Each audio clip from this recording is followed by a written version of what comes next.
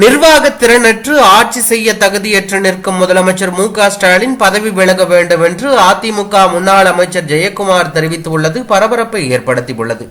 இதுகுறித்து அவரின் செய்தி குறிப்பில், தொடர்கதையாகியுள்ள கள்ளச்சாராய மரணங்கள் உறங்கிக் கொண்டிருக்கும் முதலமைச்சரின் காதுகளுக்கு கள்ளச்சாராயத்தினால் உயிரிழந்த குடும்பங்களின் ஓலங்கள் கேட்கவில்லையா? முதலில் உயிரிழந்தவர்களின் குடும்பத்தினர் ஊடகத்தினரிடம் கள்ளச்சாராயம் குடித்தார்கள் என்று பேட்டி கொடுத்தார்கள்.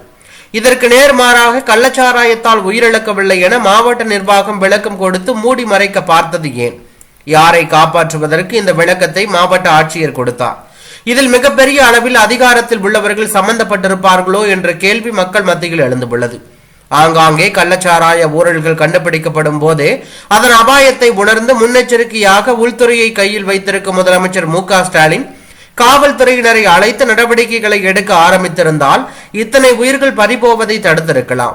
பாதிக்கப்பட்டவர்களின் குடும்பத்திற்கு என்ன பதில் வைத்திருக்கிறார் ஸ்டாலின்? வழக்கம் போல நிவாரணம் தந்துவிட்டால் இழந்த உயிர்கள் மீண்டு எழுந்திடுமா? மாவட்ட ஆட்சியரை பணியிட மாற்றமும் மாவட்ட கண்காணிப்பாளரை பணியிடை நீக்கமும் செய்துள்ளார் முதலமைச்சர் மு.க.ஸ்டாலின்.